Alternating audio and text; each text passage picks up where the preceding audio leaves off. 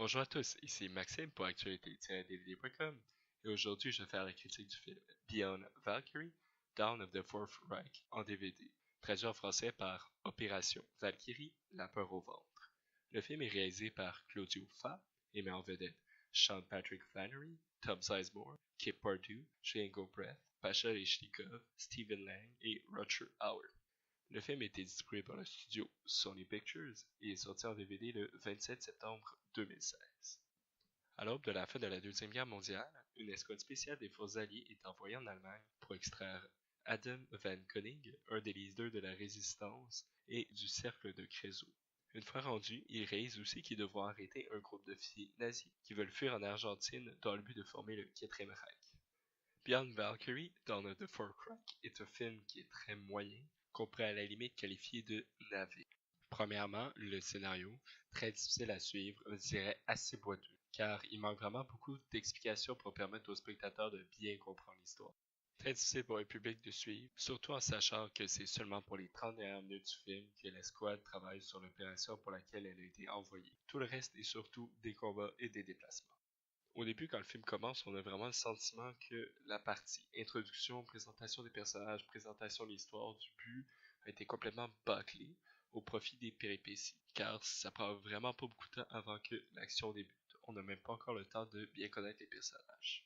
D'ailleurs, les dialogues ne sont pas évidents à suivre car le spectateur a peu d'informations sur le contexte. Aussi, on a vraiment plusieurs situations qui sont complètement invraisemblables.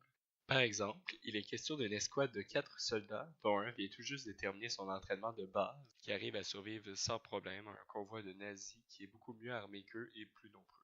À un autre moment, on a des soldats qui sont cachés dans un bunker et qui se font attaquer par des soldats nazis. Ceux-ci vont commencer par observer la défense du bunker et ils vont réaliser que la défense est particulièrement faible. Effectivement, leur défense est composée de 4 soldats, dont 2 sur mitrailleuses montées et les 2 autres avec des simples carabines. Et la résistance affirmait avoir une très bonne défense. Les nazis les pulvérisent en environ 5 secondes. Plusieurs situations comme celle-là où le film se prend beaucoup trop au sérieux fait que le spectateur a beaucoup plus de misère à embarquer dans le film. Les personnages sont beaucoup trop nombreux et l'action se déroule beaucoup trop rapidement pour permettre au spectateur de s'attacher aux personnages. À certains moments dans le film, quand un personnage meurt, le film fait usage d'un ralenti, comme s'il fallait indiquer au spectateur que la situation est dramatique et que celui-ci doit être sous le choc. Toutefois, il reste complètement insensible à la situation. Évidemment, c'était complètement impossible pour les scénaristes de ne pas avoir une certaine romance dans le film. Donc, 2 personnages tombent amoureux, coup de foudre. Toutefois, il est important de considérer que ceux-ci se sont parlé seulement à 2 reprises. Assez invraisemblable.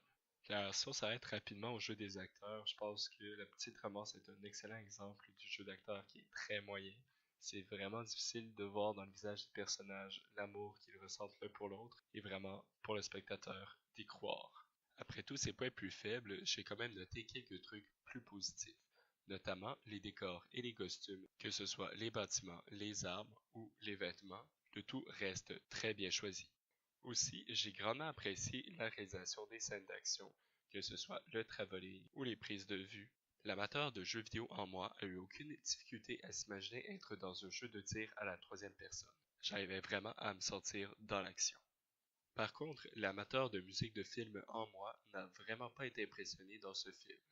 La trame originale est beaucoup trop simple et trop traditionnelle. Les moments dramatiques sont soulignés par les bois, notamment les violons et les violoncelles, tandis que les moments d'action par les cuivres et les percussions. Pour les pistes sonores, les sous-titres et le format d'image du DVD, le tout est disponible en anglais, en français, en japonais et en thaï.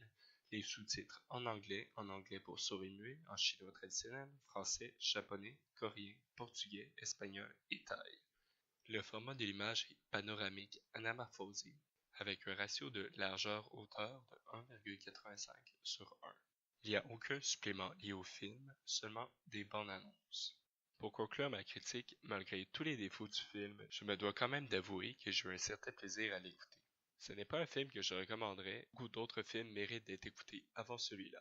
Toutefois, je crois que les amateurs de films de guerre historiques seront bien divertis par ce film. C'était Maxime pour actualité-dvd.com. Merci beaucoup et surtout, bon visionnement.